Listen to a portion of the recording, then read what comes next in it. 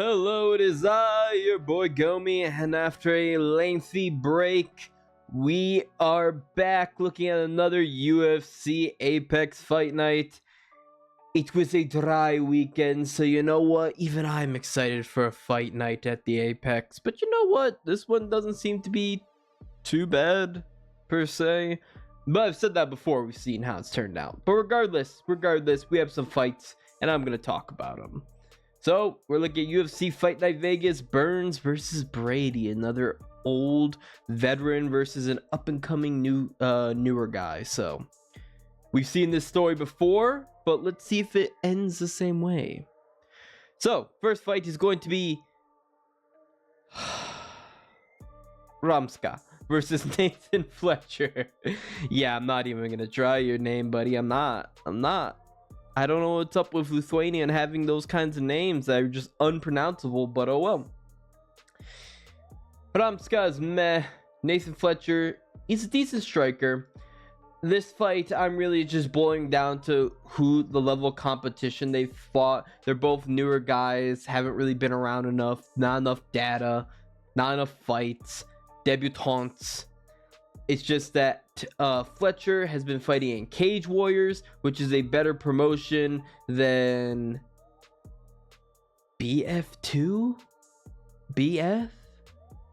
KOK 84? World Series? Yeah, I'm not familiar with those promotions at all. But I know Cage Warriors. Nathan Fletcher's fought some better guys there. I'm going to be leaning towards Nathan Fletcher, get it done. And I'm going to lean towards a submission because Nathan Fletcher has got a nasty ground game. My boy Andre Petroski. Many people have given up on him. I low-key kind of feel like I might have given up on him. But I think he's in a good spot here. I think he's in a good spot because Dylan Butka is just the average in all aspect. Average in every aspect, honestly. Andre Petroski, on the other hand, he's got that grindy wrestling style. I think is just very good for Dylan Butka, the mindless Hulk. I could see this fight potentially going in a knockout in the form of Petroski knocking out Butka, but I'm going to be leaning towards decision with Petroski. His finishing ability just isn't there, but I like his cardio, I like his grinding, so I'm going Petroski. Jacqueline Amorim versus Vanessa Demonopoulos. She just looks like my aunt. Vanessa does. I don't know. She just looks like my aunt. I don't like that. I don't like thinking about that. I don't like thinking about my aunt getting her ass beat up. Because Jacqueline Amorim, I think she'll win this fight. Amorim, she's got that good reach advantage. That reach advantage is gonna be definitely something that'll help her out. And then I think overall she's the better grappler. I think that will help her out in exchanges, or BJJ specifically. Demopoulos has decent Muay Thai striking, but she announces her strikes by screaming them out, which isn't helping her case. I'm leaning towards Amorim decision. Yija versus Gabriel Santos. I'm going to continue my road to UFC fade. Yija, he's too reckless. Simple as that. He's fun to watch. Too reckless. I think Gabriel Santos, with his effective kickboxing, his slick striking, he's just overall well-rounded too. He could take it to the ground if he needs to be. I think he's going to be able to beat Liza. I'm going to be leaning towards decision because I don't like Santos's finishing ability as well. Do I want to lean towards decision? Yeah, I'm leaning towards decision. I know he's not had the best of time in the UFC his last two fights, but I think he could definitely beat Yija. I completely forgot to look at the odds for any of these fights. Oh well. Let me just look at it really quickly. Really quickly. Let's see. Fletcher is the favorite. I went with the favorite. Petroski is a decent favorite. I went with the favorite. Jacqueline is a favorite. I went with the favorite. Santos is also a favorite. I went with the favorite. Haha. Wow. Well, looks like me and the bookies are all in line with each other. Definitely make me a bookie. Felipe dos Santos. Felipe Dos Santos is a reckless, wild Oliveira. Very, very good pressure forward. Very good forward pressure, but his wrestling isn't good enough for his style. He wants to get it down the ground. He wants to submit you, and he's a club and sub guy, but honestly, he would do better if he had better offensive wrestling. Andre Lima, he's clean, he's technical, he's got really good Muay Thai, and he's definitely going to want to keep a distance. He's want to keep this on the feet, and he's going to be peppering him with kicks, leg kicks, high kicks. And I think he's just going to pepper Santos over 15 minutes, to be honest with you. I'm leaning towards Andre Lima to get it done by decision. Isaac Dolgarian. Odds. Lima is a minus 185 favorite to Felipe Dos Santos, plus 154. So, yep, slight favorite for Lima. Let me just look at the odds first and foremost. Oh my god! So, I came into this going to tell you, yep, I think Isaac Dolgarian should get it done. He should definitely out-grapple him, ground and pound. Should be a quick good KO for Dolgarian. But who gives a damn? Because I'm seeing him hover around minus 2,500. I see one book has him for minus 1,800. That's something you should hop on. Yeah, no. Dolgarian TKO. Oh boy. Two of my favorite types of fighters. Ryan Spann, the dumbass. The dumbass light heavyweight specifically.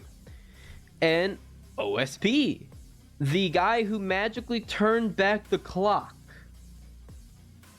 I don't know how OSP beat Kenny Nchukwu, looking better than he's ever had in his entire career, actually, which is just weird, bizarre. And Ryan Spann lost to Anthony Smith twice. Got knocked out by Bogdan, as I predicted. He's just a big, dumb, light heavyweight who focuses on athleticism and power. OSP is a very slow-paced counter-striker, but he's old. Ryan Spann should win this, but make no mistake, OSP is the livest of dogs to knock him out. So I'm not betting this fight. OSP is a pretty big underdog. Ryan Spann is a big favorite, minus 340. Don't bet that. Don't put anything on Ryan Spann. If you watch this video, please don't put anything on Ryan Spann. It's not worth it. Rongju versus Chris Padilla. This is the fight I definitely had the absolutely least on. Padilla's all around solid and well-rounded, but Zhu just seems better in all those aspects. He seems like a better striker, better grappling, better cardio to me, to be perfectly honest with you. So I'm going to be going with Zhu to get it done by a decision. But I'm not high on that one. I'm not high on that one at all. Zhu is a minus 250 favorite. So, again, the bookies are in line with me. Have I picked any underdogs, actually? Let's see. I probably went through this whole thing without picking any underdogs, did I? Trevor Peek versus Yanal Ashmuz. Fun. This should be fun incarnate. This definitely should be. Trevor Peek, he is a wild boy. Standing hammer fist. He's just throwing anything. He's just literally throwing the kitchen sink at his opponent. He literally has other options to throw. He could throw other things. Like, he could throw his fists. But he instead chooses to pick up the kitchen sink and just throw it. Just throw it. And then pick it up again and then bash his head over with him. That's literally what Trevor Peek does and how Trevor Peek fights. This is a crazy individual, and I really would like to see him win this fight, to be perfectly honest with you. Yanal Ashmuz, he can throw down. But he's just small for the weight class. I definitely think it should be a win for Trevor Peek. I want to lean towards knockout for Peek, to be honest with you. I'm gonna say peak by TKO. That'd be so lovely. I would love to see that. Let's do it. I believe this fight's off. I'm not gonna talk about it, but I believe it's off. Regardless, Cody Durden would beat the shit out of Matt Schnell. Oh, odds. Yep, Trevor Peek is a slight favorite, and also the odds were in line that Matt Schnell will get his ass kicked. Oh boy, another pretty good fight actually. Steve Garcia versus Kyle Nelson. Steve Garcia is vicious. His boxing is super crispy. He's got a whopping knockouts in the double digits at 13. He has 16 wins. This boy can throw down.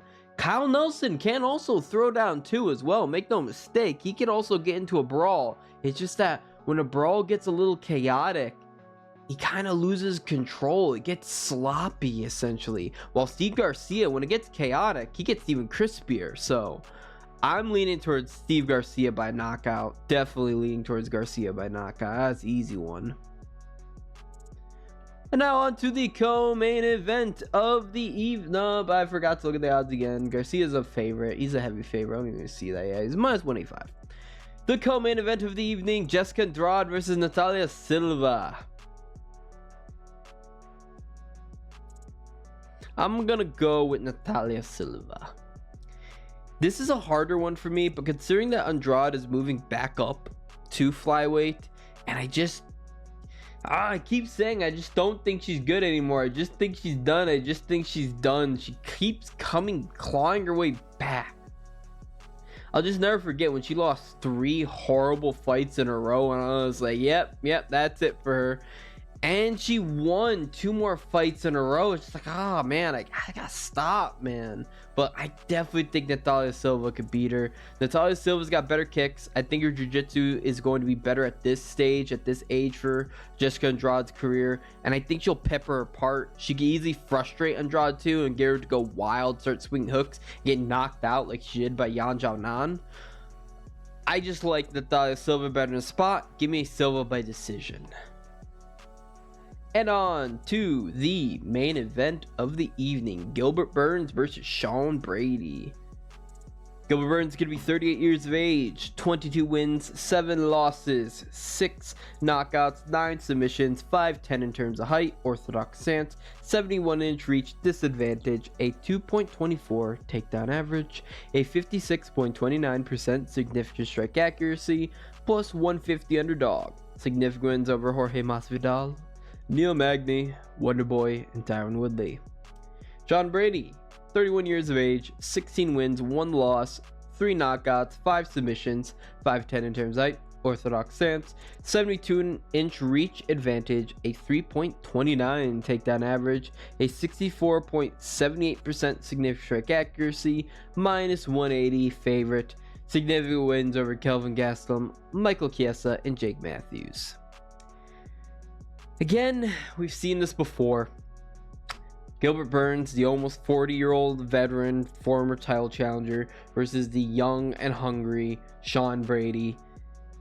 We saw it last fight card in Braulio versus Cannonier. I was optimistic about Cannonier's hope, but I ultimately went with Braulio, and we saw what happened. He almost finished him actually too, but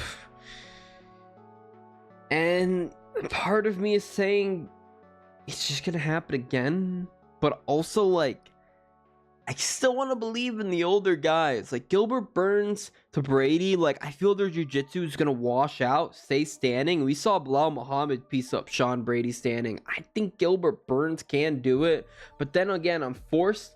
Like as I was making this graphic, I noticed how much of Borjalio's stats was basically the same to Brady, and how much of Burns' stats were the same to Cannonier.